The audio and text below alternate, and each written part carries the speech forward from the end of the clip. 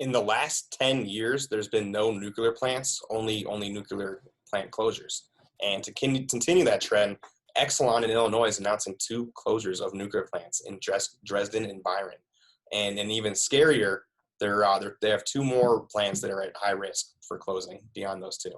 And in Illinois, there are 6 total nuclear plants, so 2 planning to leave, 2 might leave. That'd be 4 of 6 total, 2/3.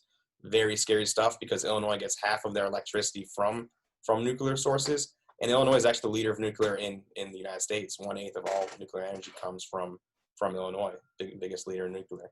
And this is scary for a lot of reasons. One, nuclear is the most reliable source of power. It's on 100% of the time. So if ever there's a time of need or a mismatch between supply and demand, nuclear is your reliable friend that's always there for you. That's that has your back, no questions asked. And so that's scary.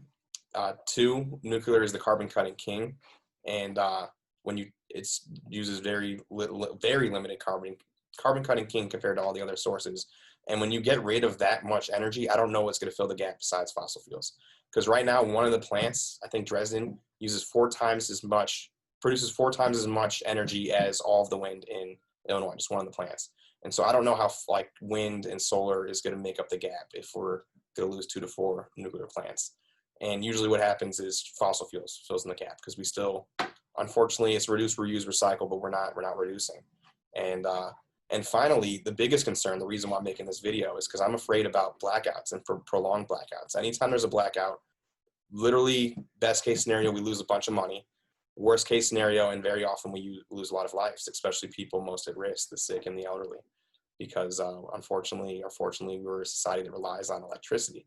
And anytime that, and on any circuit where you demand, and you could try this out in your house, don't try this out at your house, if you demand more energy than is actually there, blows up.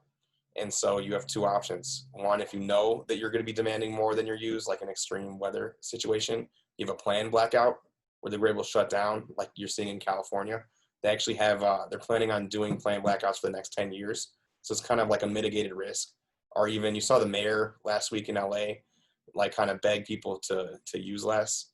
So you have that, and then you have unplanned blackouts which are just horrible, where there's infrastructure damage, takes a while to get back on the grid, and once again leads to deaths. And so big problem.